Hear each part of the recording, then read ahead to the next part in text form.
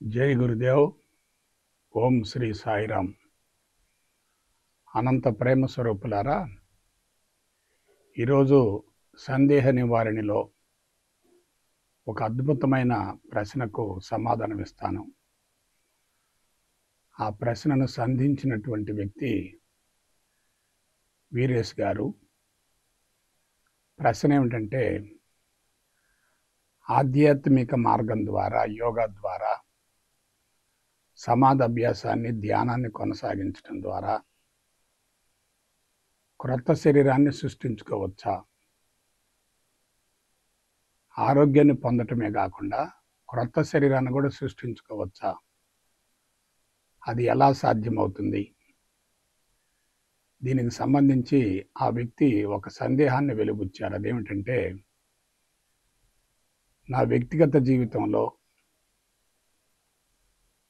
చేతికి యాక్సిడెంట్ అయి చిన్న దెబ్బ తగలటం ద్వారా దాన్ని ఎలా నివారించుకున్నానో నేను గతంలో ఒక గురు సందేశంలో తెలియజేశానట.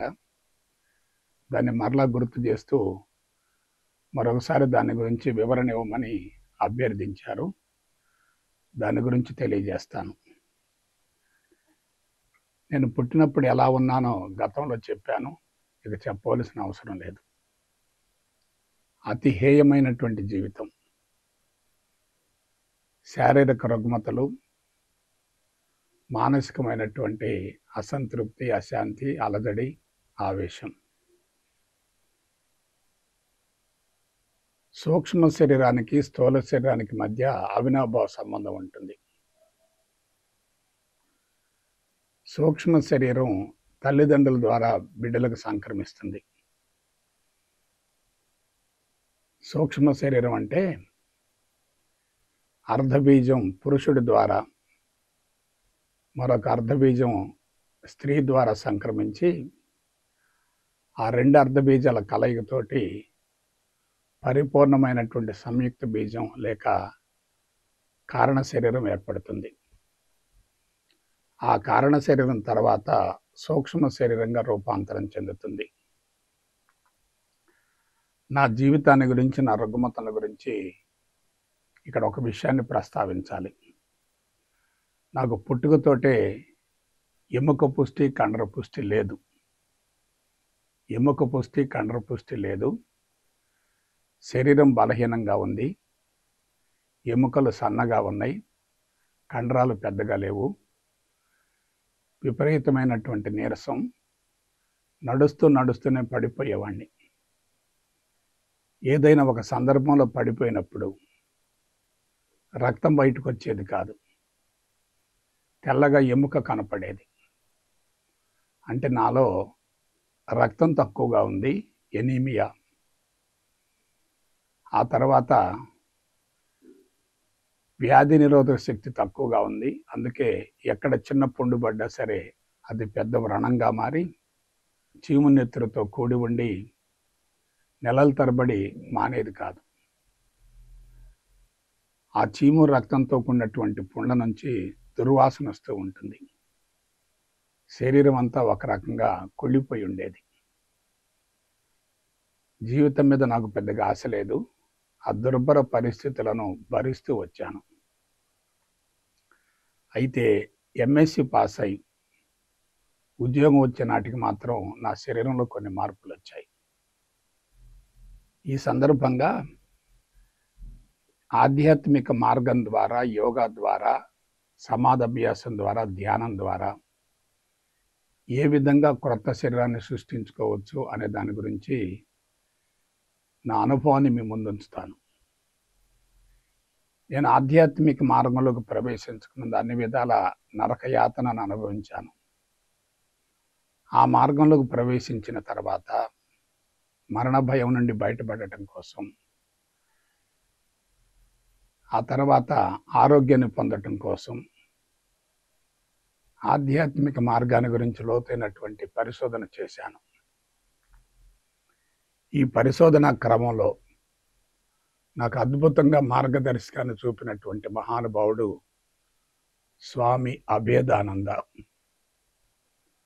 ఆయన ప్రతి అంశాన్ని గురించి శాస్త్రయుక్తంగా వివరించడం వల్ల నేను ఆయన యొక్క రచనల పట్ల సమ్మోహితుడనయ్యాను, ఆకర్షింపబడ్డాను. ఆయన ఒకచోట చెప్పిన మాట ఏంటంటే, you can create new body with your infinite sensitive and valuable mind అన్నారు. You can create new body with your infinite sensitive and valuable mind అన్నారు. మరొకచోట ఏం ప్రస్తావించారంటే, ఆధ్యాత్మిక మార్గంలోకి ప్రవేశించి ఆరోగ్యాన్ని పొందటం అనేది పెద్ద విశేషం కాదు అన్నాడు. మానవాతీత అతీంద్రియ శక్తులను కూడా పొందొచ్చని చెప్పి రుజువులతో సహా వివరించడం జరిగింది. నన్ను బాగా ప్రభావితం చేసినటువంటి మాటలు అవి రెండు. క్రొత్త శరీరాన్ని సృష్టించుకోవచ్చు అన్నారు. అది ఎలా సాధ్యమవుతుంది? అలాగే ఆరోగ్యాన్ని పొందటం అనేది పెద్ద విశేషం కాదు, మానవాతీత అతీంద్రియ శక్తులను కూడా పొందవచ్చు అన్నారు. నేను 6వ తరగతి చదివేటప్పుడు 12 సంవత్సరాల వయసు అప్పుడు చెట్టు మీద నుంచి కింద పడ్డాను. చెట్టెక్కి జారి కింద పడ్డాను. చెప్పాను కదా, ఎముక పుష్టి తక్కువగా ఉంది, కండర పుష్టి తక్కువగా ఉంది, శరీరం బలహీనంగా ఉంది, బక్కగా ఉంది, నీరసంగా ఉంది, శరీరంలో పటుత్వం అనేది లేదు. అలా పడ్డప్పుడు ఏమైందంటే, చెయ్యి ఇరగలేదు కానీ వంగిపోయింది. మా చెయ్యి వంగిపోయింది, ఈ చెయ్యి వంగిపోయింది. ఇంట్లో చెప్తే ఏమనుకుంటారని చెప్పి నేను ఒక రోజల్లా దాని గురించి ప్రస్తావించలే. చెయ్యి మాత్రం నొప్పిగా ఉంది. ఆ తర్వాత మా అమ్మగారికి ఆ చేతిని చూపించాను. ఆమె ఏడ్చింది. ఎందుకు చెప్పలేదని చెప్పి నన్ను మందలించింది. మునగాకు తీసుకొచ్చి ఎదురు బద్దలతో చేతికి కట్టుగట్టింది, వస్త్రం ద్వారా కట్టుగట్టింది. ఆ విధంగా దాదాపు 3 నెలల వరకు 4-5 సార్లు కట్టించుకున్నాను. నొప్పి తగ్గింది, ఎటువంటి ఇబ్బంది లేదు, కానీ చెయ్యి మాత్రం అలాగే వంగిపోయింది. సరే, జీవితం కొనసాగుతుంది. 91వ సంవత్సరంలో ఆధ్యాత్మిక మార్గంలో ప్రవేశించాను. కార్యక్రమాలు కొనసాగుతూ వస్తున్నాయి. శరీరంలో రుగ్మతలు తగ్గుముఖం పట్టాయి. ఆశ్చర్యకరమైనటువంటి అంశం ఏమిటంటే, 2015వ సంవత్సరం తర్వాత వంగినటువంటి ఎడమ చెయ్యి మామూలుగా వచ్చింది.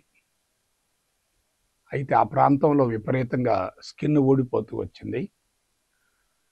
2020 సంవత్సరం వచ్చేసరికి ఆ వంపు మొత్తం పోయింది. అంటే ఏం జరిగిందో ఒకసారి ఆలోచించండి. నొప్పి తగ్గింది, వంపు మాత్రం అలాగే ఉంది. ఆ వంపు తర్వాత కాలంలో సరైంది. ఇంకా చాలా ఉన్నాయి. భవిష్యత్తులో నేను అవసరాన్ని బట్టి కొన్ని జబ్బులను గురించి ప్రస్తావిస్తాను. ఇది ఎలా సాధ్యమైంది అనే దాని గురించి ఆలోచిద్దాం. ఒకసారి నా జీవితాన్ని మరలా మీకు ఒకసారి గుర్తు చేస్తాను. మీరైనా, నేనైనా, ఎవరికైనా సరే సూక్ష్మ శరీరం ద్వారానే జీవితం కొనసాగుతుంది. ఇక్కడ విషయం ఏంటంటే, తండ్రి అర్ధబీజాన్ని ఇస్తాడు, తల్లి అర్ధబీజాన్ని ఇస్తుంది. ఆ 2 అర్ధబీజాలు కలిసిపోయి జీవుడవుతాడు. ఆ జీవుడిలో ఏముంటాయి? తల్లిదండ్రుల యొక్క, పూర్వీకుల యొక్క జీవితపు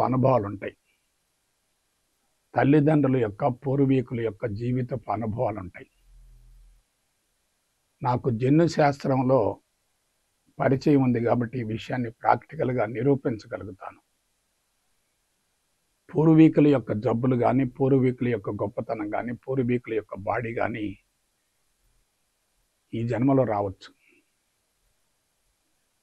ఆ విధంగా పూర్వీకుల యొక్క జీవితపు అనుభవాలు ఆ సూక్ష్మ శరీరంలో లేక జీవుల్లో ఉంటాయి. ఇక అసలు విషయం ఏంటంటే జీవుడిలో ఉన్నటువంటి వాటిని సంస్కారాలు అంటారు, కర్మలు అంటారు, గుణాలు అంటారు, మనసు అంటారు, చాలా పేర్లు ఉన్నాయి. ఆ సంస్కారాలు చెడుగా ఉంటే ఏమవుతుందో ఒకసారి ఆలోచించండి. సూక్ష్మ శరీరంలో జీవుడిలో లోపాలు బలహీనతలుంటే అవి స్థూల శరీరంలో ప్రతిబింబిస్తాయి. దీన్ని సూక్ష్మ శరీరం అనుకోండి, దీన్ని స్థూల శరీరం అనుకోండి. సూక్ష్మ శరీరం కంటికి కనిపించదు, స్థూల శరీరం కంటికి కనిపిస్తుంది. సూక్ష్మ శరీరం ఫోటో యొక్క నెగిటివ్ అనుకోండి, స్థూల శరీరం ఫోటో అనుకోండి. ఇది నెగిటివ్, ఇది ఫోటో. నెగిటివ్ ఎలా ఉంటుందో ఫోటో అలా ఉంటుంది కదా. సూక్ష్మ శరీరంలో కర్మలు కానీ సంస్కారాలు కానీ చెడుగా ఉంటే ఏమవుతుంది? స్థూల శరీరం బలహీనంగా ఉంటుంది. ఆ స్థూల శరీరంలో తప్పనిసరిగా రుగ్మతలు ఉంటాయి, జబ్బులు ఉంటాయి, వ్యాధులు కూడా ఉంటాయి. పుట్టుకతో నా శరీరం ఏంటి? అది బలహీనంగా మొదలైంది కదా. ఎప్పుడైతే బలహీనంగా సూక్ష్మ శరీరం ఉందో దానికి అనుగుణమైనటువంటి స్థూల శరీరం అదే విధంగా తయారవుతుంది. ఇక్కడ సైన్స్ పరంగా ఒక మాట చెప్తాను. ఎటువంటి శరీరం ద్వారానైతే కర్మలు కరిగిపోయే అవకాశం ఉంటుందో అటువంటి స్థూల శరీరాన్ని సూక్ష్మ శరీరం తయారు చేసుకుంటుంది. స్థూల శరీరం తయారు కావటానికి అవసరమైనటువంటి పదార్థం ఎక్కడి నుంచి వస్తుంది? తల్లి గర్భంలో బిడ్డ పెరిగేటప్పుడు తల్లి ద్వారా అందించబడుతుంది. నెలల నుండి బిడ్డ బయటకు వచ్చిన తర్వాత స్వతంత్రంగా ఆహారాన్ని సేకరించుకొని జీవితాన్ని కొనసాగించడం జరుగుతుంది. ఇప్పుడు నా స్థూల శరీరంలో జబ్బులుంటానికి మూల కారణం ఏంటి? చెడు సంస్కారాలు, చెడు కర్మలే కదా. నా కర్మలను బట్టి నాకు స్థూల శరీరం వచ్చింది. శారీరకంగా జబ్బులు ఉన్నాయి, మానసికంగా అసంతృప్తి ఉంది, అలజడి ఉంది, అశాంతి ఉంది, మానసిక ఒత్తిడి కూడా ఉంది. అంత దుర్భరమైనటువంటి జీవితంతో నేను వృత్తిలో కూడా కొనసాగాను. అయితే ఆధ్యాత్మిక మార్గంలోకి ప్రవేశించిన తర్వాత, దాని గురించి లోతుగా అధ్యయనం చేసిన తర్వాత నాకు ఒక యోగ రహస్యం అవగాహన అయింది. అదేమిటి? జీవుడు బలహీనంగా ఉంటే సంస్కారాలు, కర్మలు బలహీనంగా ఉంటాయి కదా. సంస్కారాలు, కర్మలు అంటే ఏమిటి? జీనులు కదా. జీవుడు, జీనులు. జీవుడిలో లోపాలు, బలహీనతలుంటే జీనులు కూడా అదే తరహాలో ఉంటాయి. మరి జీవుడిలో ఉన్నటువంటి లోపాలను, బలహీనతలను సరిచేయటం ఎట్లా? దానికి ఏం కావాలంటే జ్ఞానం కావాలి. ఎటువంటి జ్ఞానం కావాలి? పరిపూర్ణ అద్వైత బ్రహ్మ జ్ఞానం కావాలి. ఈ పరిపూర్ణ అద్వైత బ్రహ్మ జ్ఞానం ఎక్కడ లభిస్తుంది? ఎవరు దాన్ని ప్రపంచానికి అందించారంటే ఉపనిషత్తులలో ఉంటుంది, ఋషులు అందించారు. అయితే నేను ఉపనిషత్తులు చదవలేదు, ఋషులు అందించినటువంటి ఆ విధానాన్ని పెద్దగా లోతుగా అధ్యయనం చేయలేదు. కానీ ఆధ్యాత్మిక ప్రచారం చేస్తూ, జ్ఞానపరంగా పరిణతి చెందుతూ, సత్యదర్శనం, ఆత్మస్థితి అనేటటువంటి శిక్షణను రూపొందించిన తర్వాత ఋగ్వేదంలో ఏముంది, యజుర్వేదంలో ఏముంది, సామవేదంలో ఏముంది, అధర్ణ వేదంలో ఏముంది అనేది నాకు స్పష్టంగా తెలిసింది. నేను మరొకసారి చెప్తున్నాను, వేదాల గురించి నాకు ప్రారంభంలో ఎటువంటి అవగాహన లేదు. ఆధ్యాత్మిక ప్రచారం చేస్తున్నాను, సత్యదర్శనం ఆత్మస్థితి అనేటటువంటి కోర్సును రూపొందించేటటువంటి విధానంలో తీవ్రమైనటువంటి కసరత్తు చేశాను. 10 సంవత్సరాలు శ్రమించాను. అప్పుడు నాకు తెలిసినటువంటి నగ్న సత్యం ఏంటంటే, ఇటు చూడండి, మనం కర్మలకు అతీతంగా ఉండి కర్మలు చేయాలి. జీవుడికి అతీతంగా ఉండి జీవితాన్ని కొనసాగించాలి. మనసుకు అతీతంగా ఉండి మనసును స్వాధీనపరచుకోవాలి. దైవభావాన్ని పెంపొందించుకొని జీవితాన్ని కొనసాగించాలి. ప్రపంచానికి అతీతంగా జీవించగలగాలి. జీవుడికి లోబడి జీవించటమా, జీవుడిని లోబరుచుకోవటమా? మనసుకు లోబడి జీవించటమా, మనసును లోబరుచుకోవటమా? కర్మలకు లోబడి జీవించటమా, కర్మలను స్వాధీనం చేసుకోవటమా? అలాగే జీవితాన్ని లోబరుచుకోవటమా, జీవితానికి లోబడి జీవించటమా? ప్రపంచానికి లోబడి జీవించటమా, ప్రపంచాన్ని లోబరుచుకోవటమా? కొంచెం ఆలోచించండి ఒకసారి. మనం జీవుడికి అతీతంగా ఉన్నప్పుడు, ఆత్మస్థితిలో ఉన్నప్పుడు జీవుడు మనకు స్వాధీనం అవుతాడు. కర్మలకు అతీతంగా జీవిస్తున్నప్పుడు కర్మరాశం తెలిసిపోతుంది, నిష్కామ కర్మలు జరుగుతాయి. మనసులో ఉన్నటువంటి ద్వంద్వాలకు అతీతమైనటువంటి జీవితాన్ని కొనసాగిస్తున్నప్పుడు మనసు లోబడుతుంది, జీవితం లోబడుతుంది. ప్రపంచానికి అతీతంగా జీవించవచ్చు. ఇది ఆధ్యాత్మిక మార్గం ద్వారా మాత్రమే సాధ్యమవుతుంది. ఎప్పుడైతే పరిపూర్ణ అద్వైత బ్రహ్మజ్ఞానాన్ని శాస్త్రయుక్తంగా అవగాహన చేసుకొని ధ్యానం కొనసాగిస్తామో జీవుడు కరిగిపోతాడు. జీవుడు కరిగిపోతే జీనులలో ఉన్నటువంటి లోపాలన్నీ సరవుతాయి. ఎప్పుడైతే జీనులు సరయ్యాయో చిత్తం శుద్ధి అవుతుంది. చిత్తం శుద్ధి అయిందనుకోండి, మెదడులో ఉన్నటువంటి కేంద్రాలు మొత్తం శుద్ధి అవుతాయి. మెదడులో ఉన్నటువంటి కేంద్రాలు మొత్తం శుద్ధి అయ్యాయి అనుకోండి, శరీర అవయవాలు సమర్థవంతంగా పనిచేస్తాయి. మీకు చిన్న క్లూ ఇస్తున్నాను. ఒక వ్యక్తి యొక్క స్థూల శరీరాన్ని చూసి సూక్ష్మ శరీరాన్ని అంచనా వేయచ్చు.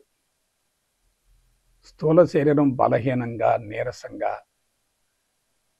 కళావిహీనంగా ఉందనుకోండి, సూక్ష్మ శరీరం కూడా అదే తరహాలో ఉంటుంది కదా. శరీరం దృఢంగా, పటిష్టంగా, శక్తివంతంగా, ఆరోగ్యంగా, పుష్కలంగా ప్రాణశక్తి నింపబడింది అనుకోండి, సూక్ష్మ శరీరం కూడా అదే తరహాలో ఉంటుంది కదా. అంటే సూక్ష్మ శరీరం, స్థూల శరీరం రెండు వేరు కాదు, ఒకటే. ఒకటి మైక్రో బాడీ, మరొకటి మ్యాక్రో బాడీ. మైక్రో బాడీని బట్టి మ్యాక్రో బాడీ ఉంటుంది, మ్యాక్రో బాడీని బట్టి మైక్రో బాడీ ఉంటుంది. ఎప్పుడైతే రెండు ఒకదానితో మరొకటి అనుసంధానం అవుతాయో ఒకదాన్ని చూసి మరొకదాన్ని అంచనా వేయచ్చు. నా జబ్బులు మామూలు కాదు కదా. ఎప్పుడో 12వ సంవత్సరం ఎముక వంగిపోతే 20వ సంవత్సరం వచ్చేసరికి ఆ ఎముక సరైంది కదా. ఇది నేను గురువుల పాదాల మీద ప్రమాణం చేసి చెప్తున్నాను, అతిశయోక్తి కాదు. నా గురించి ఎక్కువగా చెప్పుకోవడం కదా. అలా చెప్పుకునే ప్రయత్నం చేస్తే నాకు రజోగుణం ఉందని గుర్తుపెట్టుకోండి. నాలో వచ్చినటువంటి మార్పును బాధ్యతాయుతంగా ప్రపంచానికి అందించాలనేటటువంటి తపనతోటి, ఆరాటంతో ఈ ప్రయోగాన్ని చేపట్టాను తప్ప వేరే మరొకటి కాదు. కాబట్టి విషయం ఏమిటంటే, శరీరంలో ఏ ప్రాంతంలో చిన్న లోపం ఉన్నా అక్కడ ప్రాణశక్తి తక్కువగా ఉందని గుర్తుపెట్టుకోండి. ప్రాణశక్తిని పుష్కలంగా ఆ ప్రాంతానికి పంపించగలిగితే ఆ భాగం పూర్తిగా శుద్ధి అవుతుంది, సమర్థవంతంగా పనిచేస్తుంది, జీవితాంతం ఆరోగ్యం ఉంటుంది. అందులో ఎటువంటి సందేహం లేదు. కాబట్టి యోగా ద్వారా, ఆధ్యాత్మిక మార్గం ద్వారా క్రొత్త శరీరాన్ని కూడా సృష్టించుకోవచ్చు అనేది స్వామి అభేదానందుల వారు నాకు పరోక్షంగా ఇచ్చినటువంటి మార్గదర్శకం. You can create new body with your infinite sensitive and valuable mind అన్నారు. కాబట్టి నేను అనుసరించినటువంటి విధానం ద్వారా ఫలితాన్ని పొందాను కాబట్టి ఇటువంటి ఫలితం ఎవరికైనా వచ్చుద్ది. అయితే అక్కడ శాస్త్రీయత ఉండాలి, సాంకేతికత ఉండాలి, హేతుబద్ధత ఉండాలి. ఆ విధానాలను అనుసరించి మీ జీవితాలను ఆనందమయం చేసుకుంటారని మనస వాచ కర్మణ కోరుకుంటూ సెలవు తీసుకుంటా. జై గురుదేవ్, జై గురుదేవ్, జై గురుదేవ్.